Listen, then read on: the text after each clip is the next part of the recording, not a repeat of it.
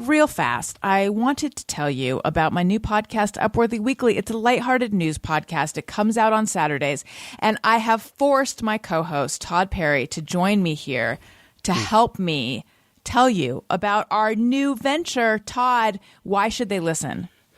Well, I mean, a lot of people, they think, oh, it's the Upworthy podcast. It's just going to be sunshine and it's going to be unicorns. But you know what? It's really not that. Allison doesn't have the ability. She doesn't have it in her to actually be that person that I thought we were hiring when we did this show. But clearly, after just a couple episodes, the facade dropped. Okay? I thought, she's doing the Upworthy show. It's not going to be like, oh, neurotic, cynical Allison, but no, she's there. So, I try to counteract that with some of my good vibes.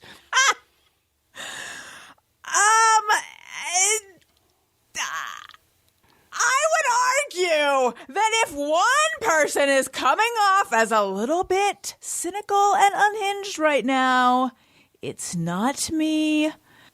It comes out every Saturday, wherever you get podcasts. Bye. Allison Rosen is your new best friend. Allison, with her the good times never end. Allison Rosen, doing the wavy pencil dance again. Allison's your new best friend. Hey everyone. Hi, hello. Welcome to another exciting episode of Allison Rosen is your new best friend. I am sitting in my studio with two people in person. One of them is my guest, who I'm going to bring in a moment, but I'm going to make sit here while I go through this awkward thing I do at the top where I force people to listen to me talk to producer Tony Thaxton when he's not in town. I talk about how he's not in town when he is in town. I talk to him, which I guess is more entertaining. Hi, Tony. How's it going? Welcome back. Thanks. I feel great after that intro, I know. It really makes you feel special, doesn't it? Oh, yeah. You're always great at that. Always making me feel good, whether it's online or in person. I know. I'm sorry. You know what? I say don't look at the content of what I would really encourage both you and the listeners. Don't pay attention to the content. Okay, so listeners of this show, don't look at the content, listeners. Look at. But wouldn't this show itself be content? Yeah, I circle back with me, listeners, about what I'm going to have to put a pin in that, listeners, in terms of what I'm going to direct you to pay attention to, because I have painted myself into a corner. But for you, Tony. Mm-hmm. Don't pay attention to the content of what I've been saying about you, because it's not good. But well, you, as the person who edits the show, it's you might, tricky. Yeah, I know. But what I would recommend you pay attention to is the volume, the voluminous mentions. I mean, my God, Tony, I've been talking nonstop about you, so much so that I had to say, I'm over you, Tony. Wow. I'm done. Like, I had to say on 2 different shows, clearly, I don't care anymore that you've abandoned me to go on tour with your dumb rock band. This, for listeners of the show who have been paying attention to the content, which is most of you, because you hadn't heard me, dissuade you from paying attention to the content. So this might ring a bell. I was like, only someone who doesn't care anymore would be so comfortable talking about it episode in, episode out. So you already mentioned you edit, I mean, it's just been nonstop. Tony Thaxton this, Tony Thaxton that. He's here, he's gone, he's here, he's gone. So it's like, clearly, I mean, there's a lot of Tony Thaxton on this brain. Yeah. Or is this all a ratings ploy? It's Shark Week. It's Tony Week, but right. It's nonstop Tony Week. Mm-hmm. Tony Weeks. Yeah, I'm into it. Is this getting us the ratings that we want? I mean, well, our guest is nodding yes, so. I think so. Well, anyway, welcome back. Thank you. It's great to have you back in person. I'm just because I like to know what I like to look. They say live in the present, because the future is something and the past is something else. I think that's the general gist. Yeah. What is it they say? The future is So bright, I gotta wear shades. and the past is in the rear view. Sure. That's when I remember there's like a cat hanging on a bunch of strings and it says the future is so bright I gotta wear shades and the past is in the rear view. If I remember correctly. This all makes total sense. Yes, this is right. So I remember I was at the gynecologist's office and I looked up while I was having my pap smear and they put clever sayings on the ceiling and it said, the future is so bright I gotta wear shades, the past is in the review. And I said, oh, you guys got it. You got it. You got me again with your clever sayings on the ceiling that make this process seem so droll. I like that your gynecologist is like a college student, like hanging posters on the ceiling. And then there was the MC Escher up there of the two hands drawing themselves, and then a Bob Marley. And I really did feel like I was back in college. I can see why you go there. Keep you young. Exactly. Yeah. Exactly. One time she threw me a hacky sack. Threw it. She threw it to me. That's not even the right form. I know. It was. Yeah. I know. I know. And it's because my feet were in the stirrups.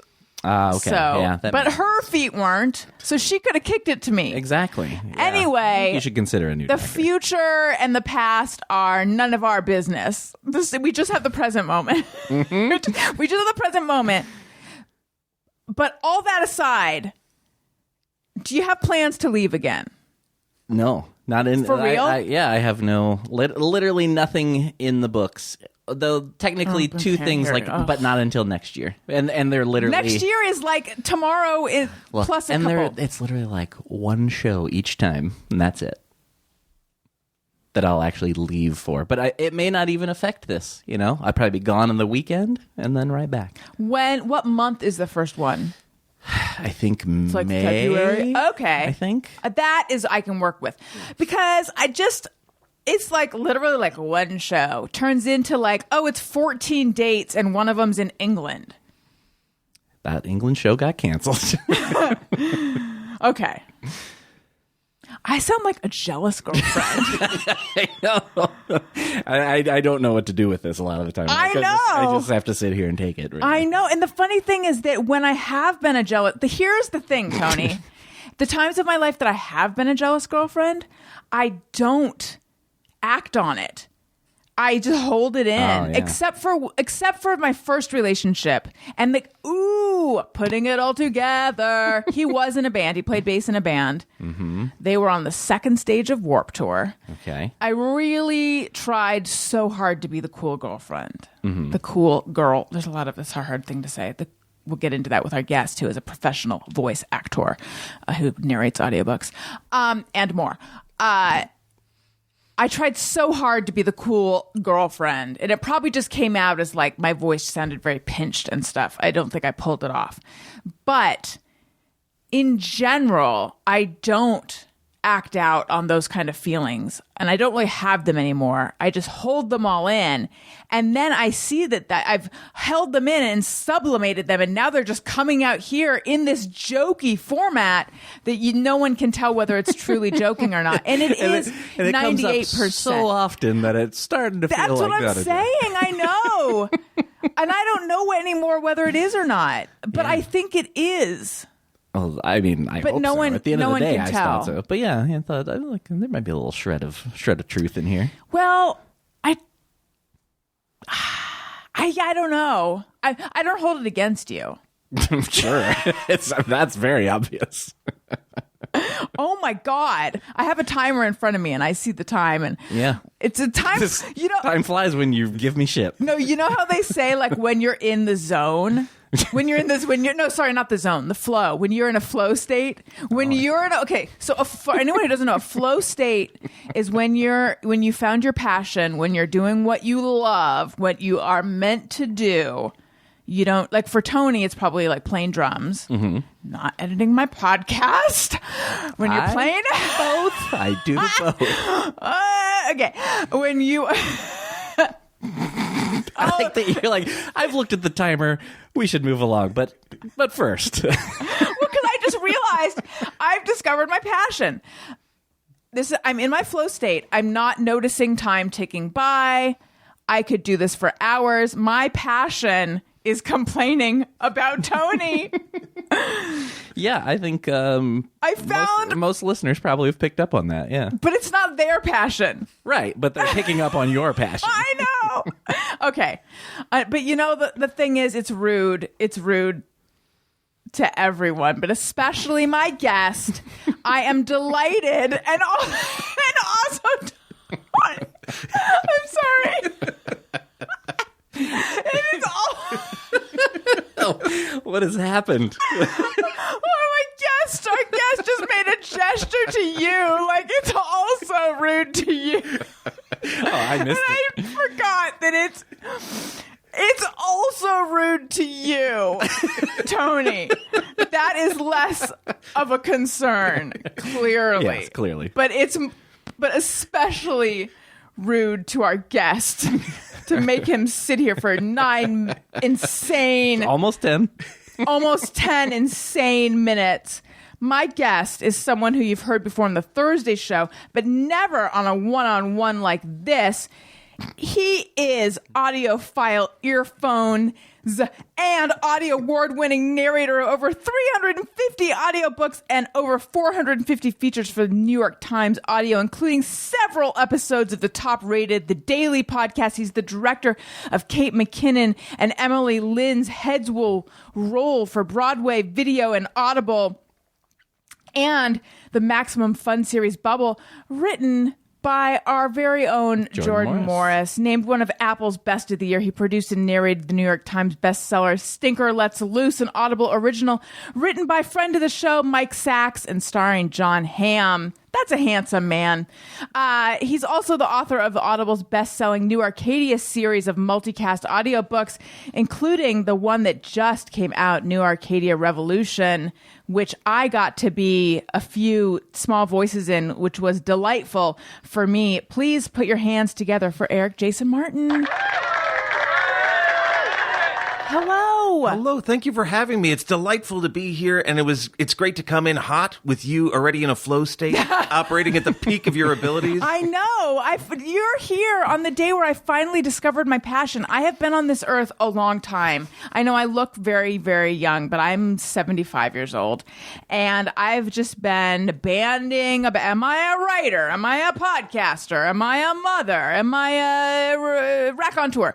No. I'm a person who was put here to complain about Tony, and today's the day I discovered it, because when I do that, nothing else matters. I could just I don't need to eat. I don't need to pee. I don't notice other people. Yeah, so you don't even need to be here, Eric. No. I mean, don't get me wrong. I'm happy to be here. It's a one-woman show. I love it. I can't get enough. Thank you for being here, Eric. It is wonderful to see you. You too. I was listening to the audiobook today. I didn't realize until I was listening to it today. I'm really hitting that hard in case I just want I want them to locate themselves in time. The time is today. I was listening to it. I didn't realize that it's got a real pandemic theme. Did you write it during the pandemic? Yeah, totally. Yeah, first one came, it's a sort of a background. It's kind of it's not about that. There's sort of a low, sort of pulse and ebb in it. But sitting at home in the pandemic, as I'm sure other people did, they were like, I could probably write that novel I've been working on for a while. And sure enough, that's what I did. So the book is set in a virtual world in the 1990s. So it's really about going back. But the framing is around a near future dystopia of sorts. And that's how it all syncs together. But it came about because of where we were all sitting around at home, and I was like, I could probably do something with this time. So tell me about the story, because I have not listened to all of it. I gotta say, I'm not a huge audiobook person, but see, you handed me the book today, and I said I didn't even know that it existed in book form, and I'm very excited that it does. Absolutely. I have nothing but options. It's on Kindle, it's everywhere. So it's for any audience, because I know like my brother, for example, like he doesn't like to read, but he inhales audiobooks. So, there's different formats. But in terms of the story, it's about So we're in this near future dystopia where things are bad, but it imagines taking a few of the levers and making them a little worse. So like now everybody's truly locked up at home. So everybody misses each other, and there is a way to bring everybody together again.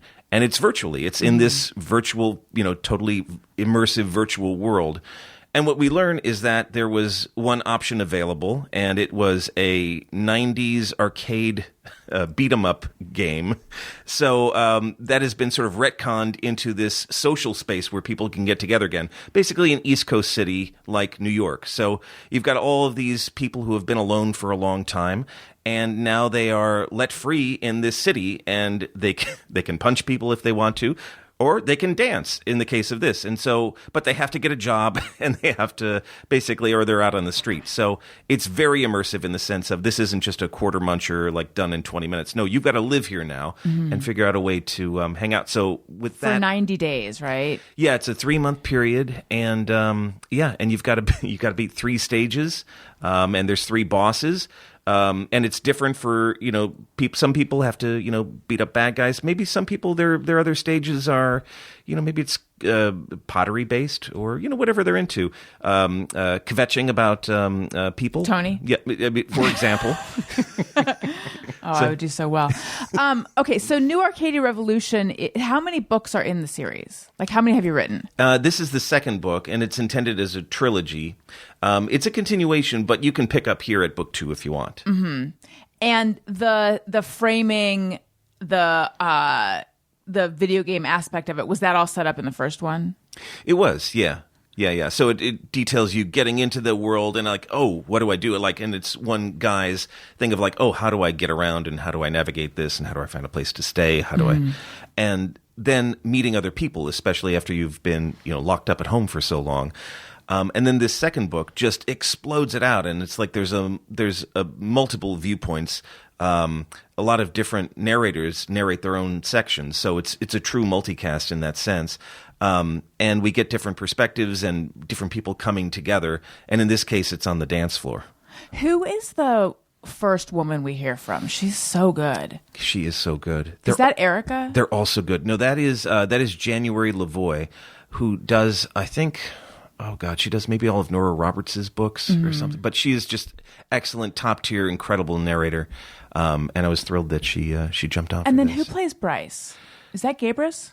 No, Bryce is Sam Riegel. Okay. Yeah. So good, too. All of them are so good. And I have to go back and say, when I said I'm not a big audiobook person, that feels like a real dumb thing to say to someone who... 350 audiobooks, 450 features for the New York Times Audio. But doesn't bother me none. Just typically, it's not the way I consume books. However, when I was listening today, the same day that I discovered my true calling in life. What a day. Really banner day. Listening to New Arcadia Revolution, I was thinking, and I think part of it is because it's so well done. It's so... like the voices are you're just instantly pulled into the story, and there's music and it's scored, and I mean, it's like so cinematic. But I was like, oh, I should really give consuming books this way via audiobook a shot more, because it is such an immersive way to take in a book versus looking at the page. I mean, I don't need to explain how reading a book works. I think we all know, but it's so easy to be distracted when you're just reading a book, I find. Yeah. Versus like, I don't know, I found it really enjoyable to be listening. Fantastic. Yeah, it's true that the narrator can make or break the audiobook experience. So it's possible that, you've listened to a couple audiobooks and you're like, yeah, this isn't for me. And because I can tune out sometimes. Exactly. Yeah. And maybe it's the content of the book, or maybe it's just the narrator hasn't grabbed you. But the best ones, and it's getting better and better just generally, just as more people are listening. So people are paying more attention to how good it should be.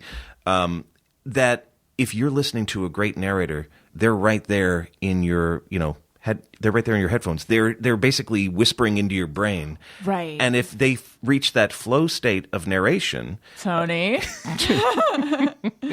then you are just there and you are enraptured in the story with them. I think that's what was so good about January Lavoie is like, I mean, and you hired her. Like, just the pathos in her voice. Like, oh my God, you're just right. This feeling everything she's feeling, and I'm sure all the voices are, because I mean, I heard the trailer. Like everyone in the cast, including me, so good. Yes. Now, I could not remember how it came about that I got to be in your book. Did I beg you for a role? Did I pester you into it? I feel like I probably did. I think you mentioned it. This feels very much like me. Mentioned it like, oh, hey, if you need someone, I'm around. Well, it was that you put it out there, which I appreciated. You're welcome. But also, I think you had first mentioned it when we came on to talk about Bubble with Jordan. Yeah. Oh my God, that dick he's not done anything for me yet. I don't know how many times I have to tell him I'm available. I mean, my God. So have they already recorded number 2? Not that I know of. Okay, good. Maybe. Oh. I know nothing about it, so if they've done it, it's without me. But okay. Then as long as we're a team now. Yes. Right? Totally. Right? Oh, we're yeah. a block. Yeah. Yeah, we're an alliance. Be careful. I've heard that before. Yeah. You know what? You pass on me, you pass on him, you pass on him, you pass on me. What has happened to Did you package us? Oh, okay. Yes, we're packaged now. Okay, great. I don't know who you're rep by, but we'll have our people talk. I don't know if my people know that I'm still with them. I think they do, but I'll go look myself up on IMDb Pro, make sure everything's still copacetic. I don't know what happened. Now that I've discovered my flow state, I'm unstoppable. I'm insufferable. No, I'm here. Let's do this. You're witnessing it, yeah. So anyway, we formed an alliance. So together, it's crazy. Yeah. Go ahead. We're unstoppable. So, but yeah, knowing that you wanted to do it, and then that got me thinking of like your voice, and it obviously it took a while. It took a couple of years for me to figure it out, but then a project alighted on which I knew that you would have some expertise, because it takes place in a version of Brooklyn around the turn of the century, and I knew that you were there in New York, so I was like, I want somebody who was there, who lived it.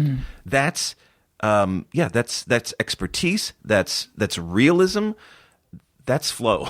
And then, though, were you not blown away by the other characters I did too? Yeah. Yeah. I mean, I expected it, but I still wasn't prepared for it. How could you be? No one can be. Because, I mean, in the trailer, the one you used. Yeah. Well, first of all, let's just get down to brass tacks. Yeah. I think it was, how many of the characters I did made it into the final book? All of them. Oh, my God. Yeah. All 3? Yeah. Okay, great. I'm not just going to cut out shit from my book. I don't know. Look, I don't know, you know? I've been around. I love that thing. Oh, that's true. Yeah. You know, sometimes you never know. That's true. You never know. Because sometimes they could go another direction. That's true. You know, and it's like, look, with notes from the network, we've decided to go another direction, etc. Yeah. In this case, the network was me, and I was like, this is great. And sometimes they make up entire networks, you know. Yeah. Look, I wasn't gonna have my heart set on anything. I wasn't going to count my eggs. Yeah. Etc. So, okay, so all 3, great. Because the one that was in the trailer was not even the main one, Toots. Yeah. That was just one of the other ones. That was just icing on the cake. Yeah, exactly. Yeah. There was just a little, aperitif, but it fit really well in the trailer. Thank you. And frankly, in the book.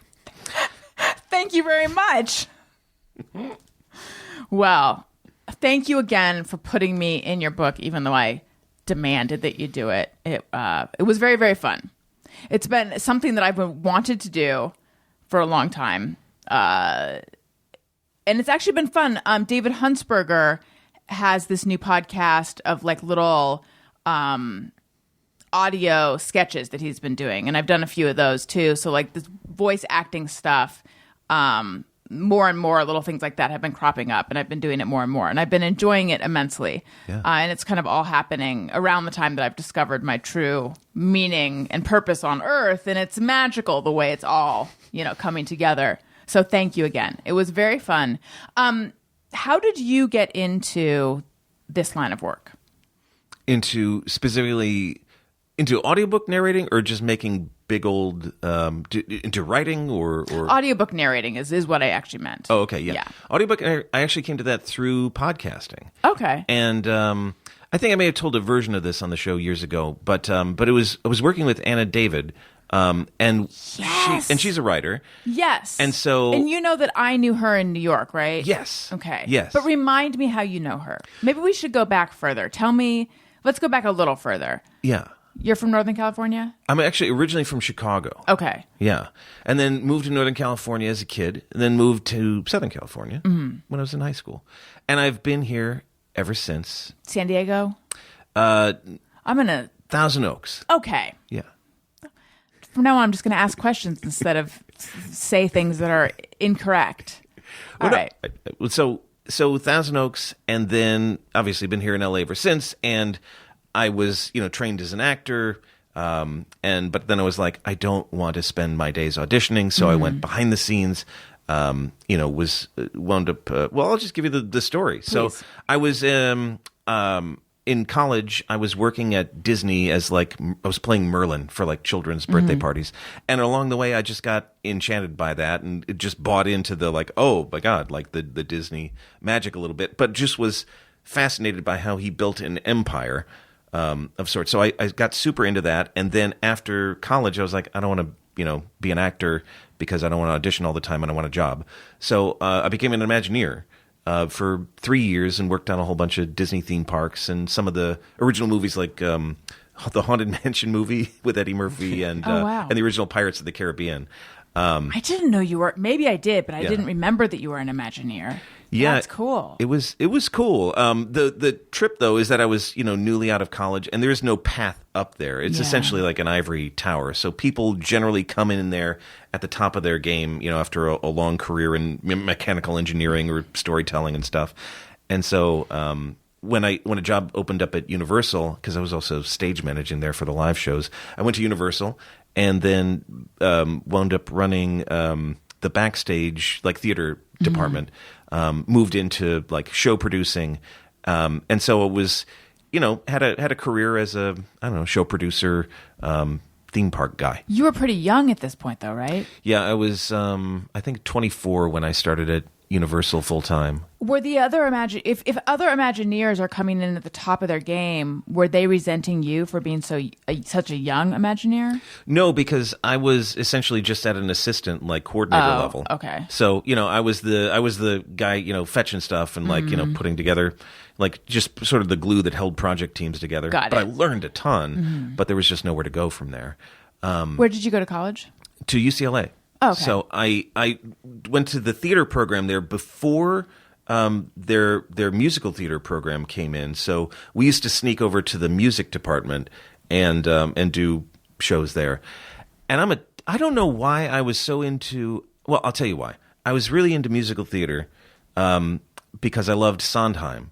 But once I realized that not all shows were about Sweeney Todd, then I was like, maybe this isn't for me. But I loved doing musical theater, but I saw no future in it for me. But I'm so glad I did it. When you say once you realized that not all shows were like Sweeney Todd, what do you mean? I mean, I did Sweeney Todd and I loved it, and I was like, why can't all shows be like this? But they're simply not. They're much less violent and operatic. I see. Yeah. So Sweeney Todd just had everything you want out of a show. Totally. For you. Yeah. Right. It's like when I went and I saw the Beatles Love, and I'm like, oh my God, I fucking, excuse my language, love Cirque du Soleil. Right. And then the next night I saw Cirque du Soleil Oh, which is the one with a big pool. And I'm like, no, I don't love Cirque du Soleil. I just love this particular. I love Cirque du Soleil performed against the Beatles the backdrop. I just love this one show, Love. Yeah, totally. It's exactly like that, Eric. Okay, carry on. So they can't all be Sweeney Todd. Then what happened? Yeah, then what happened? So I went. Like I said, I went behind the stage, backstage, and but then I'd say 10 years go by, and I'm doing little creative projects, but I wasn't I'm ultimately a creative artist. Mm-hmm. So when podcasting came around, I was like, oh, this is it. I've got a voice. People always said, so So people had always been saying to you, you should do voiceover or something like that. Exactly. And I'd always wanted to do that in the back of my head, but I didn't know how to break into it. And I knew there was a lot of training, a lot of startup.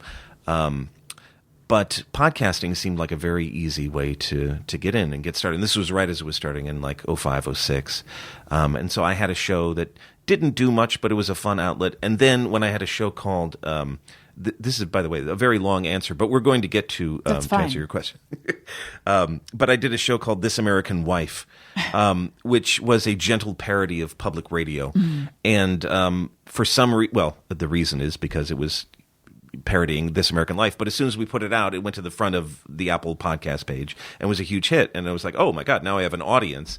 And that was the best school because that helped me understand. And that's where I learned how to like add in music, do sketches, and I was going to UCB at the time as well. So I was developing all this stuff, and it all just came together in this one show that ran for a few years and did really well.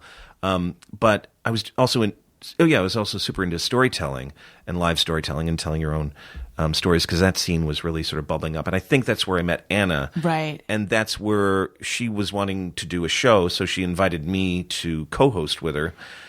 Because she was an author, she had at the time it was called a Kindle single, which I don't think they have anymore, basically a short story. But she's like, how do I get this into audio? And then she found this thing called ACX, which is Audible sort of audiobook creation exchange where people can go on and audition for things and basically audition direct for authors. And so we put it up through there, and then I was like, I'm going to start auditioning for stuff. And then I got found very quickly by publishers that were like scouring it. They're like, we like your voice. We want to get you amazing. And so I did a book, and then somebody who was the editor for it. That's right. I'm just putting together the exact things of it now. But the editor on that book, just the guy who did the post, was like, I've got another book for you. And it's called Detroit: An American Autopsy. And it wound up being like getting all these awards, like Best of the Year. And it was a great book. And I was like, and I didn't know, like, for nonfiction, you're not necessarily supposed to do all the voices. But I was like, I don't care. I'm just going to treat it like a performance. I know this story, and like, I'm just going to go Sweeney Todd on it. Yeah, I'm going to swing for the fences. And so it did really well. And then from there, I had a career. And then that guy, that editor, went on to found one of the biggest publishing companies. So it's weird the way that, I just happened to get in at the right moment. You were discovered, essentially. I was. That's really cool. That's amazing. And grateful for it. Yeah, that's really neat, right? Because I mean, that's what it sounds like. It sounds like this Audible exchange thing, like your voice was just on this sort of like an online pool, right? And they just kind of picked you out of there, and yeah, totally. They would just listen to demos, like, oh yeah, this guy, yeah.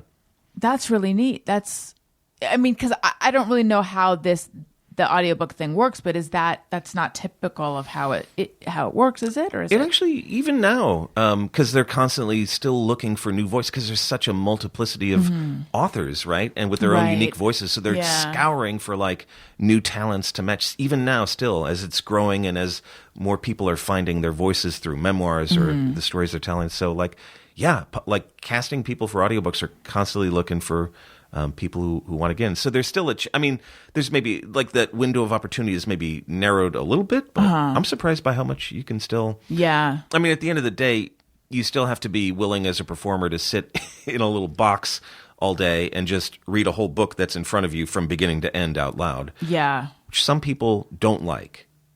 I happen to like it. You like the little box? Is that your flow state? That's where I get into the flow state. Yeah, because in addition to isolating sound, it also isolates your brain. Yeah. It focuses you. How long can you sit and read out loud into a mic? I'd say an hour at a time before taking a break. Although, and then in terms of an actual day of recording, because remember, these books are some of them are many, many hours. Yeah. So, they become essentially a full day of work. You can be in the booth for 6 hours a day with breaks. Do you do a cold reading, or do you read it ahead of time and then how do you do it? For fiction, I will read it ahead of time so I know the characters, and I won't read it like some people love to plot out the beats and like, here's how I'm going to do all this. I like to be a little surprised by it. My cold reading skills are pretty strong, so I like to just like, I know who's who and what they're saying to each other. For nonfiction, yeah, I will sort of more skim through it, make sure I know how to say all the words, either get a because that's the thing, like some of these books, you don't know these names, these things, like how to say, and then there's different ways to say them, so you got to decide which one's right or which one's acceptable or how to make it. Oh, what a thing. I forgot what I was. Oh, yeah, so prep. Yeah, so basically, I do some version of reading the book, although I save the real one for, like, because I'm going to be with it word by word. Like, you are there, you are reading every word of that book. So I try not to get bored of it. Okay. You mentioned pronunciation. This is offering me a wonderful opportunity to run by you. There's been a lot of discussion of various pronunciations of words on the show. I'll do what I can. Okay. Mauve. Yeah, mauve sounds right. Some people say mauve. Are you aware of this? I'm not, but here's the thing. Like, you can go to there's a few resources I'll go to check how to pronounce words. And sort of the gold standard is MW, Merriam-Webster. Yeah.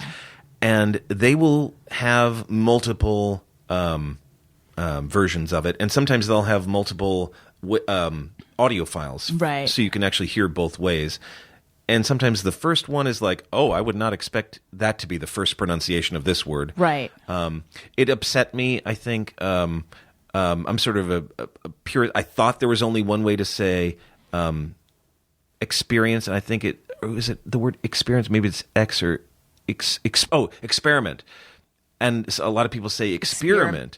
Yeah. And apparently that's acceptable, but not to me.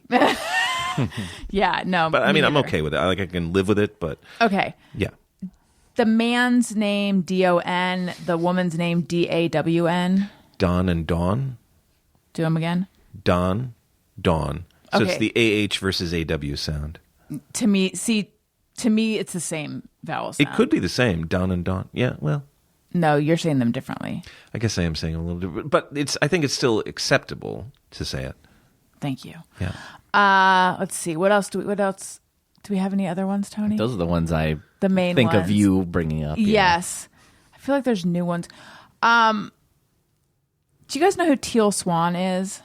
I almost sent this to you, Tony. I probably will, to have you clip it because we have to play it on the show. So she's like this a cult leader, essentially, although she denies that it's a cult. I've heard you talk about it. Yes. Yeah. There's this mini-series on Hulu about her, or like 4-part series called Deep Water. I think she's awful. But she's beautiful, but she's awful. And she's like a YouTube online like motivational speaker, but actually it's like a cult kind of. But anyway, she has this video where she keeps saying erroneous instead of erroneous. I'm like, erroneous. There's no world in which you can say erroneous. Okay. Also, I was watching on TikTok, there's this woman who does audiobooks, and she talked about how she was drinking throat coat tea, Oh, yeah. which is licorice root, right? Pretty much, yeah. And apparently she was like she drank like 6 cups of it or something, and you can OD on it. And she got like really sick from it. And she was like warning people, but specifically other like voiceover people. She's like, I didn't know this. And they don't tell you this, but you're only supposed to have X amount of it, apparently. Yeah. Okay. Did you know that? That makes sense. I mean, I would never have 6 cups of tea. I guess she had been like, what did she say? I guess she like puts it in a big thermos, but she puts like 6 bags of it or something in a thermos. Oh my And she was God. like, yeah, something insane. She was like, wait a minute. Is it lozenges or is it tea? Throat coat is tea. Yeah. Okay. Yeah. Maybe I don't know. She somehow ingested like way too much. Yeah. Because she was drinking it all day and then she got really like, maybe she felt weak. I don't know. She had some like horror story about it. Yeah. I mean, I imagine the equivalent would be just like melting down a big box of Good and Plenty and that can't be good for you. No. But there was something, I don't know. It was harrowing, I tell you. So what was the show that you and Anna did together? It was a storytelling show called True Tales of Lust and Love. Yes. And it was like, it was women coming on and telling, intimate stories. I think I was a guest on that. I think you were. Yeah. Were you there? Yeah, I probably was. Yeah. But my story wasn't particularly lusty. It was about something that happened in the 4th grade. It was like, it was embarrassing, but it wasn't lusty. Obviously, it was in the 4th grade. Yeah. Where was it? Somewhere in LA. Yeah. We were at M Bar when it existed, and then I think we moved to the Mint, or maybe it was the I think other it was way at the around. Mint. Okay. Maybe. Yeah. No. Maybe. I don't know. Okay. And then how did the Daily come about? Well, the Daily came about because so I'd been narrating for a few years at that point, and then somebody called me out of the blue, and said, "Hey, we want you to start narrating articles for." At the time, they just had a few magazines. The New York Times bought them, and so now every few days I'll narrate an article like from the New Yorker, which will appear on the New York Times app or on the website, or like Rolling Stone. Like I just did a profile of Ozzy Osbourne, which was for Rolling Stone, which was a delight. And then as part of that, sometimes they'll be like, "Hey, we've got this episode of the Daily coming up, and we want you to read that." Or I did an episode of the Modern Love podcast too, and like read some guy's story of like him getting catfished, which was like really fun. So yeah, they'll do. So I'm part of their whole empire. That's cool. So do you have to solicit work at all anymore, or does it just come to you? I still do seek it. I still sort of occasionally will blast editors or publishers a couple times a year, especially if like a gap comes up. But normally I tend to book out a couple months in advance, or sometimes big rush things will come through and you try to juggle that. But yeah, at this point, like it's taken a long time, and like because I was working at Universal still for like a few years while I was doing the audiobook work, which was perhaps a lot, and I perhaps stayed at Universal longer than I should have. Yeah, because it is very draining work, even though you're just sitting there talking. But I would recommend you try it sometime if you're ever curious. What do I want to say here? What was the question again? Now I blanked. It was, do you solicit work? Oh, or do I does it solicit come work? to you? Yeah, it mostly this time it comes to me, and then occasionally I'll reach out. And so, how did the directing come about? I wanted to bring the energy of podcasting and live storytelling and UCB into audiobooks. And in some ways, it's an old tradition. Old radio dramas and things like that. Like it's been going on for a long time, and for the BBC and things, it's never left. But it's really had a renaissance here in the last few years. So it started with I did I think it was through the podcast that it was like starting to do, like I was directing sketches, and then I got invited to direct and produce a documentary of Tenacious D. Oh, cool. So we did that for like a visual documentary. Audio documentary. Oh. Yeah. So we basically just went to their festival and like interviewed people like backstage and in front, and then got Jack and Kyle into the studio and talked. And like from there, I was able to start doing scripted things at Stitcher, Earwolf. And then when Mike Sachs wrote his book Stinker Lets Loose, which was came out as a 70s novelization, the moment he posted about it, because I had him on the show. Which show? This American Wife? This American Wife years ago, and we had done like a really funny multicast thing, adaptation of one of his stories. And then the idea... Is that Randy? Is that his story? Oh yeah, we did Randy years later. No, this was something from his, I think it was from Your Wildest Dreams Within Reason. That was the name of his book. I love that. So, but I when Stinker came out and I saw what it was, I immediately saw the possibility. I was like, oh my God, this needs to be because I loved novelizations growing up too, of movies, and I was like, let's just make this an audio movie. And so I was just going to like bankroll it myself and get a few people together. But then I was working with Audible on some other like smaller sketches. I was like, hey, I'm going to do this. Do you want to do this? And they're like, actually, we do. And then it turns out I didn't even realize this until I read it in the LA Times calendar section. But that project kicked off the Audible comedy thing in 2018. Oh, wow. So and they really leaned into it once because we asked Jon Hamm to do it. So once Jon was in, then obviously they were like, okay, actually we're now super interested in this. Yeah. And so they really built it up, and we did a live show and all this stuff around it. And then from and that there, had Ray Seahorn too. yeah, we got right? Ray in there as well. That had like a huge cast. Who else was in that? Was Bob Odenkirk in that? No, he was in the next one. We did Passable in Pink, which was an 80s that was one. okay. Yeah. Yeah, we got Bob and Gillian Jacobs and Adam Scott and Bobby Moynihan in that one, which was a blast. But yeah, for Stinker, Philip Baker Hall was in it, and Paul F. Tompkins, Kimmy Gatewood was in it. I remember we had James Urbaniak and Andy Daly. So it was just a great cast. How I'm trying to ask this question. I feel like this question is going to sound insulting, but I don't mean it in an insulting way. But like what do you think made Jon Hamm say yes? I can tell you what I think. Money? Definitely was not that.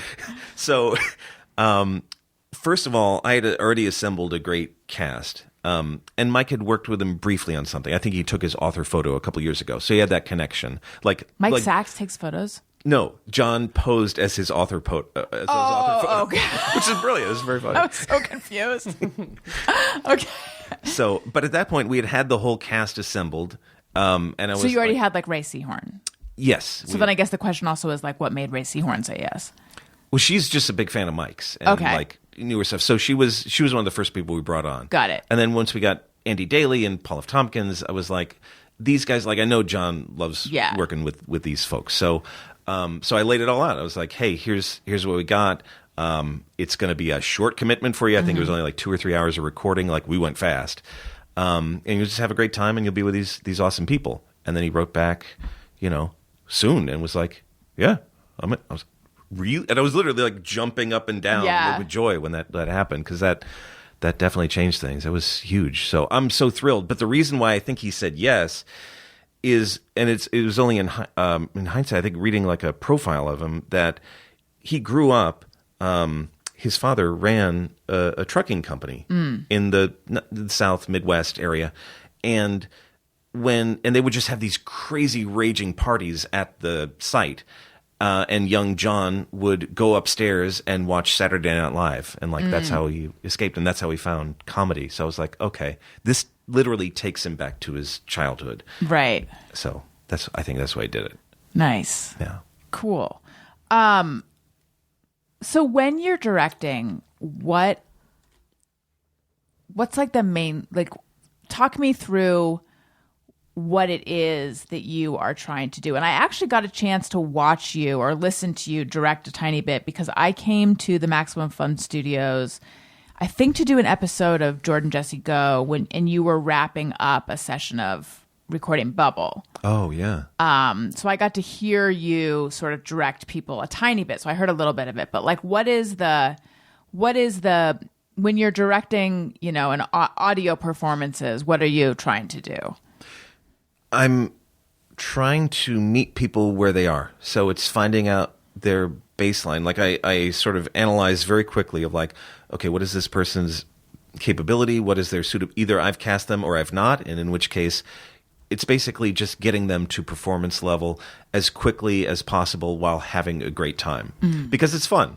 So it's finding out how to connect with that person and make it sort of ease them if they're new to this, sort of put them at ease, and then find out how they want to approach it, what their thought is, how they work with direction if I tweak it, see how much they'll be willing to go with me, and then do a few takes, and that's it. I mean, that's the nice thing. Like for film, you've got to, there's a whole other component. There's video and there's all these things. But for audio, it's just your voice. It's just the storytelling. Right. So it's so much easier to focus on that. Yeah.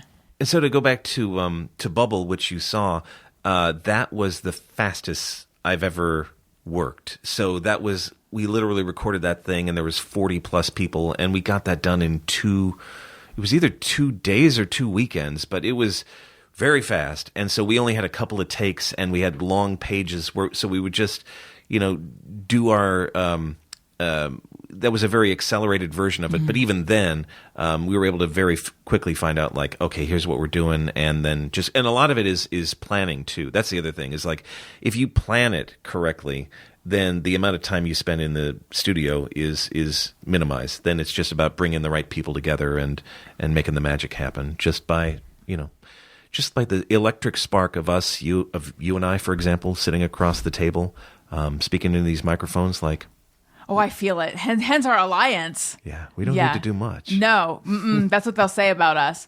But what kind of planning?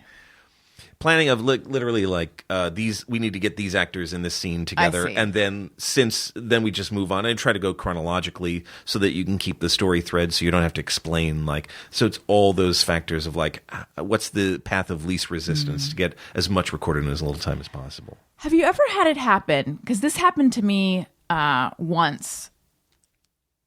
This was a pandemic thing. I was hired to like do an intro for a podcast. They ended up going a different direction. But like, I was in this studio, the air conditioner, I forget what happened. The air conditioner was going. They needed me to like make my voice deeper and deeper. And then all of a sudden, like within the first 8 minutes, my voice blew out. Oh, yeah. And so I was so apologetic. One of the people was a friend of mine, so it was like, okay. And I was like, I'm so sorry. They didn't need it till the next day, but I'm like, give me a few, I can record this tonight or something like that. Yeah. Plus, I think I had recorded like 3 podcasts the day before or something, but I felt really embarrassed, but I blew my voice out right away. So in these situations where you're pressed for time, does it ever happen that, probably not you because you're a super pro, but like an actor comes in and like they blow their voice out right away? No, because we always try to find like the right space for them and make sure that they're not yelling. And also like too with audiobooks, because it's such an intimate medium, like you shouldn't be doing crazy stuff. But I have made choice over like longer form, and that's like for an audiobook, for example, like if you're doing the whole thing, you can't make too extreme a choice. You have to be able to sustain it. Right. But yeah, in working with people, if it's just a character, it's like, let's find something that's going to work for you. So if you're trying to push it too far down, like that can strain the vocal cords, and it can, I do this thing now. In a related note, laryngeal massage, my God, because it is a series of muscles. So to actually get that loosened up, and when I do, that's when it's just How do you do it? I don't. I go to a doctor. Dr. Gupta is her name, and she's remarkable. Is she a real doctor? She's a real doctor. She just did the Dave Matthews Band. I saw her post, and she's at the Hollywood Bowl. I'm like, that's amazing. But it actually, like, I would almost recommend, just like I'd recommend everybody take an improv class just so they can, like, get around in life. And I feel like everyone should go to therapy. Yeah, exactly. But getting one of these laryngeal massages, it'll really just loosen you up. And I'm not talking like get a colonic or anything. I'm just saying, no, just get your throat rubbed, and it will relax you, and the tones that will come out of you will be so buttery smooth for a long time until they tighten up again with use and strength. But it's a life changer. Does it feel uncomfortable or good when it's happening? No, I mean, for a second you're like, oh wait, yeah, and then you're just like a little baby kitten for the next 40 minutes. Wait, is the beginning? Is that some kind of? It's just like, this lady has her hands around my throat. she's pressing down on my gullet. But you never feel at any point like you're going to be choked or anything like that. Yeah. And does she mostly work with people who use their voice all the time? Yeah, but anybody. But yeah, I think she's now specializing in just like vocal. So as a podcaster, this is something that right. Right. Because that's the thing is that as much as I'd like to yell into the mic about Tony, I do use my voice professionally all the time. I should act like it. Go to this person. Treat yourself like that was the okay. Going back to my musical theater training, that was the one thing our professor said: treat yourself like a star. Yeah, and it's true. You know what my big splurge is? Get ready, Mucinex. Yeah. I just take that before every podcast, and it just keeps it all running pretty smoothly. Prior to that, I'm giving away my secrets of the trade. Prior to that, it was nonstop clearing my throat. And then once I started taking Mucinex, I found that there was less throat clearing. But I do wonder if that is I don't know what it does. I was going to say, it doesn't dry you out. It just makes it makes the secretions a little looser. Yeah. Oh, so disgusting is that? It means you're allergic to something if you got this drip. This is something that I've been dealing with too. And so I'm taking allergy drops now. It helps because it turns out I was always an indoor kid, and now I know why. Because I'm violently allergic to the outdoors, to anything that's grass related. Mm-hmm. Yeah. No thanks. Yes, I went to and this is where the talk gets very exciting. I went to an ear, nose, and throat doctor at some point during the pandemic, and they put one of those it's like a reverse tweezer. It's like a tweezer that cranks open. You're just cranked open my nostril and looked in. Yeah. And apparently it's all inflamed up in there. Which I've just been living like this. So I know that feeling. That feeling of oh yeah, I thought it was always supposed to be like this. Yeah. So she gave me a nasal spray allergy medication, which I use sometimes, but I don't know. But I don't feel like I'm constantly inflamed. Now I'm forgetting why I even went. I think I had an earache. I had an earache. That's what it was. And she said it's because I was everything was all inflamed. But yeah, I guess I have allergies all the time. So I guess that is why I need the Mucinex. Yeah. There we go. I'm out of my flow state now. Yeah, but you're well. Now we're in diagnostics. Yeah. Yeah, but I mean, we've learned a lot today. We have. But as allergic people who are in an alliance, where should we go live? Well, that's the thing is that we can live anywhere because we can do this work anywhere. So. Wonderful for us. Yeah. I recently moved to Pasadena, and I quite love it there. But I would be open to, looking at what's a place that can survive the next, 20 years, sort of in all those ways, both weather-wise, right, politically, and and and still be affordable enough. Portugal. Yeah, maybe it's Portugal. So I'm, excuse me, speaking of, I am on Patreon. Patreon.com/Allison Rosen.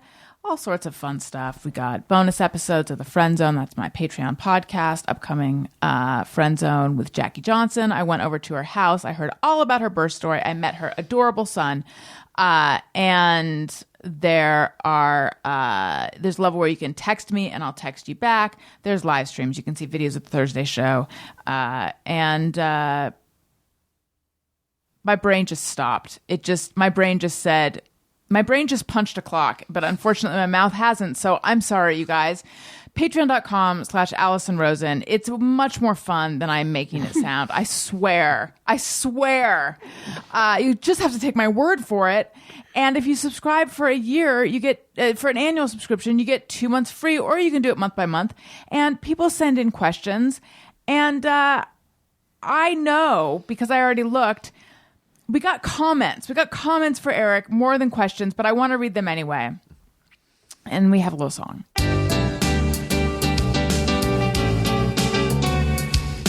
When we ask, they send them in. They're wondering how you have been. So thanks so much for answering these questions from our fans. Okay. Alan White says, does Mr. Martin know how lovely his voice is? Oh, thank you. This American Wife was a treasure because of him. I'm delighted. Thank you for listening. And then Jody says, I was going to say the same thing. I don't have a question, but I love when he's on the show. Okay, I have no notes.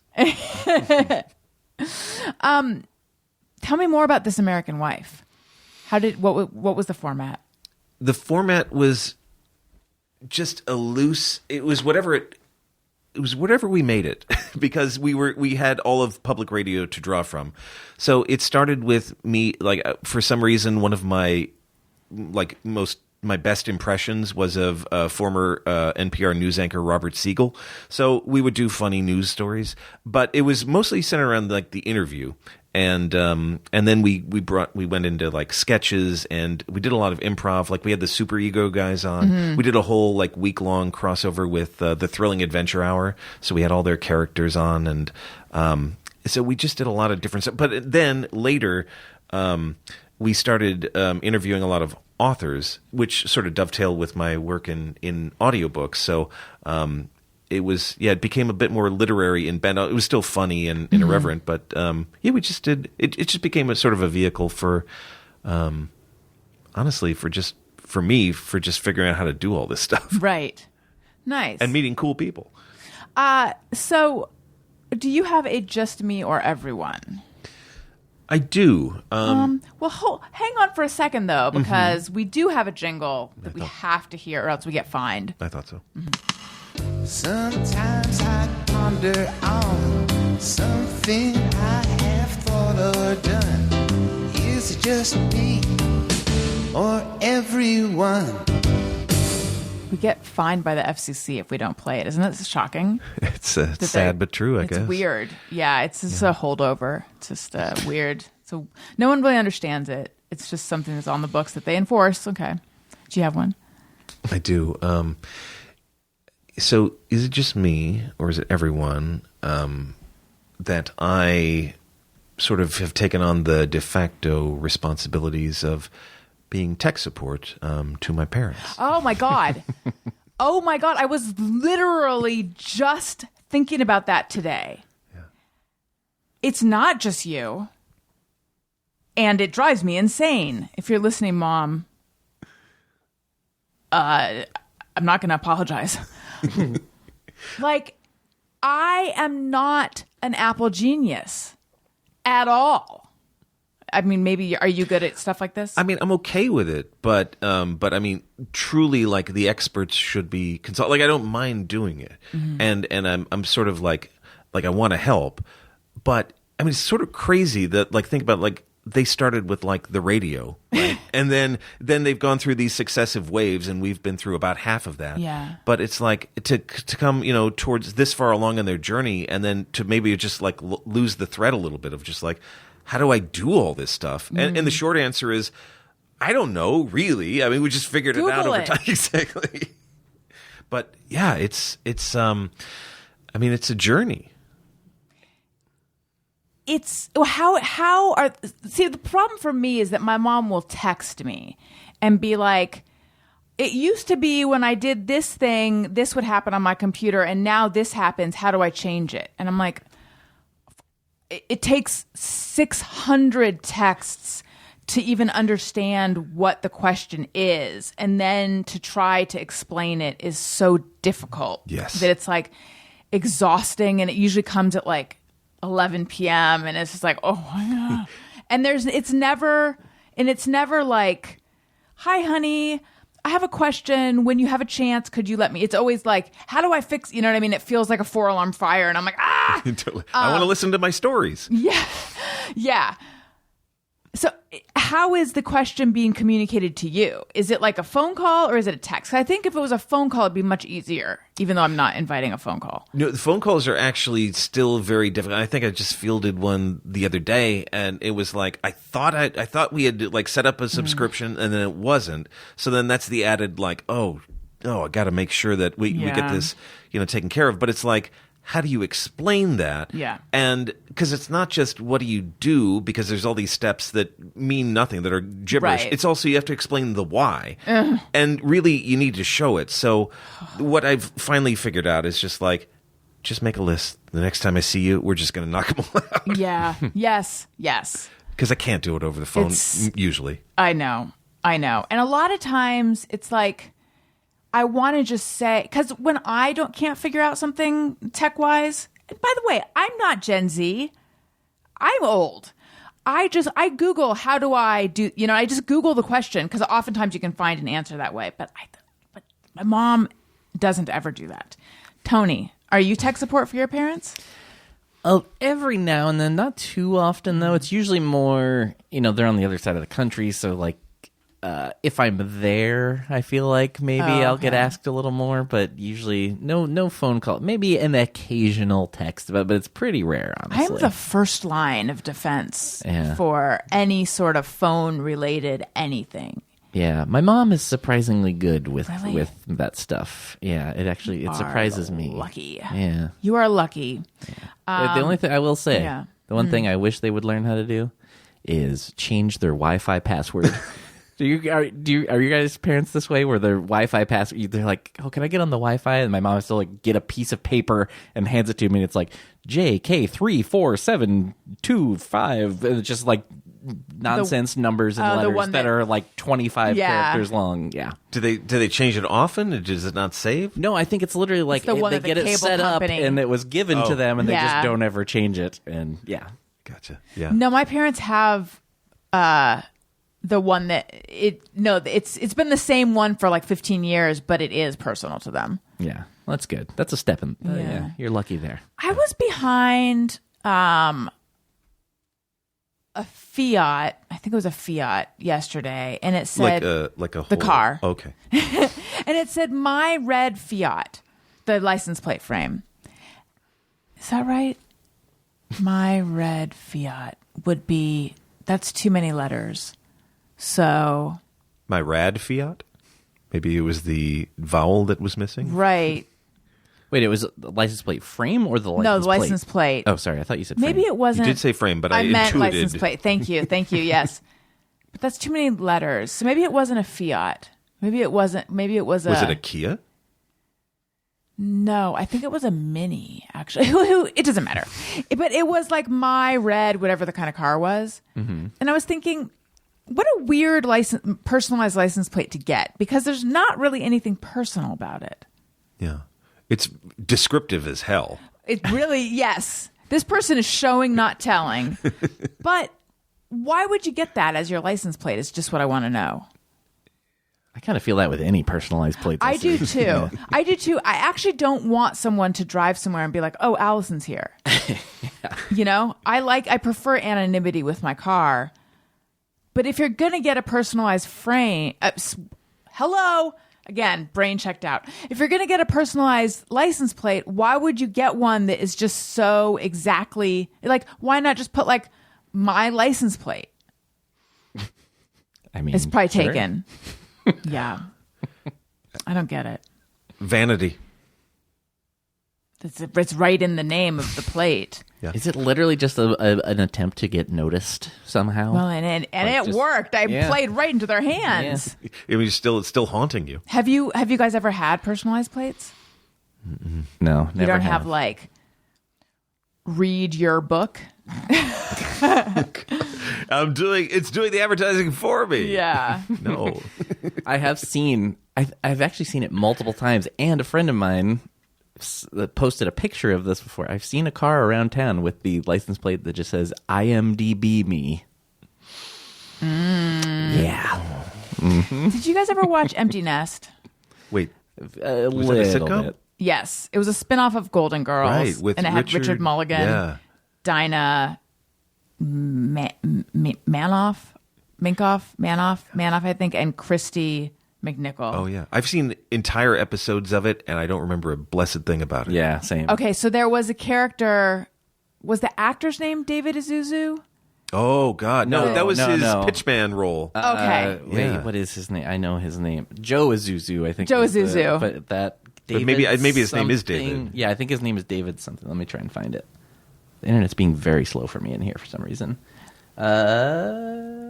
And what was his character? David Leisure. Yes. Yes. So anyway, he was the neighbor, right? Yeah. And he got he got on the show. He got a personalized plate, and so he shows it. And Dinah, is it Manoff? Not, I think it's Dinah. Whatever, not Christy McNichol's character. The other one. She's like, Clover. What's the big deal? It says, that's not exactly what she said, but it was like Clover, and he's like, sea lover. Because remember, I don't know if he had worked on a ship or he was he wore a nautical outfit, or in that scene he was wearing a nautical outfit. Yeah. And so it said C, the letter C, lover. That's a really like a perfect encapsulation of the subjectivity of what these things could Exactly. be. Yeah. Everyone else sees Clover. Just said Clover. That's right. Do you have a hey, go fuck yourself? I do. It's wonderful. It's poorly thought out. That's fine. But it's an impulse because I scroll through like one of the things I enjoy doing is scrolling through like Apple Music, and I see a lot of like I'll look through the new releases, and I'll see a lot of like rap artists that are like the baby, Lil Baby, and I just think. I don't know anything about them other than I think some of them may have committed like felonies, like bad crimes. Yeah. But their like names are like babies, and it's like they're which is very infantilizing, right? And I think it's an excuse for them not to take responsibility because I think it's because I look at them and I'm like, oh, the baby. But they could be just hiding really bad things that they've done, and I think it's a misrepresentation. They're adults, and they should say so. And so for that. Go fuck yourself. Hey, go fuck yourself. So, like, there is a da baby, right? There is a da baby. What? And It's a single da. Has da baby done bad things? I think so. Yeah, I think so also. I couldn't tell you what, but yeah. Something bad. And So there might be a grow up, da baby. Yeah. There might be what? What are you going to say? I mean, there might be a little baby too. And has little baby done bad things? I don't want to disparage Lil Baby I've if he never even hasn't. heard of Lil Baby. Okay. And I'm okay with like Lil Wayne because he's just a small man. Right. I hear what you're saying. Yeah. But he's a man. Right. Yeah, not a baby. Exactly. Yes. Well, I'm with you. I never gave it a second thought, but now that I have, I'm with you. Eric Jason Martin. Yeah. This has been delightful. Allison Rosen, I agree. Tony Thaxton. Come on, say it. Whatever you're going to do, just say it. It's been okay. Yeah, there we go. No, it's been wonderful having you in person. It's great to be in person. I know. It is great. Tony Thaxton, I appreciate seeing you. I'm a fan of your work, so it's good to see Thank you. you. That's very nice. See how easy that is? Well, he doesn't depend on you. He doesn't rely on you. He doesn't expect you and then, oh, poof, you're gone. No big deal. Oh, I'm just going to be gone for a day. Oh, it's turned into 2 months. Oh, it's, Weren't you wrapping the show up?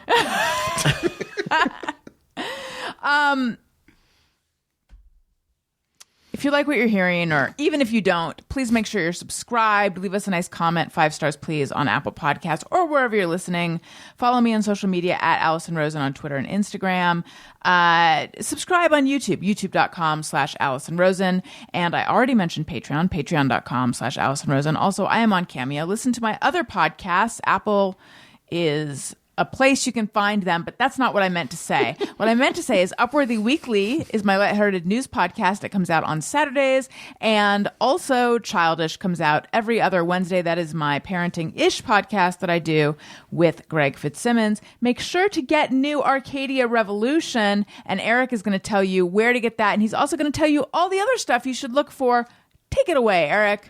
Well, thank you, Allison. Yes, you can find New Arcadia Revolution on Audible.com. It's also available on Amazon and Apple Books. If you like more of the stuff that I'm doing, I've got a lot more audiobooks, so just pick one that's one of your favorite topics, and I'll tell you all about it. And you can find my website, ericjasonmartin.com. I'm on Twitter, and that's the same handle. On Instagram. Yeah, all those socials. Find me there, and yeah, occasionally listen to me on the Daily, where I'll talk about whatever. Whatever daily stuff comes up. Yeah. Yes. Wonderful. Tony. I'm on Twitter and Instagram at Tony Thaxton. and my podcast Bizarre Albums every Tuesday. And yeah, no shows coming up right now. Well, no live shows up, much to Allison's delight. I love so that. Leave it at that. Yeah. Thank you so much, Eric. It was so nice having you on the show. Listeners, thank you for listening. I love you. You matter. Goodbye. Hey, do you know about the Allison Rosen show?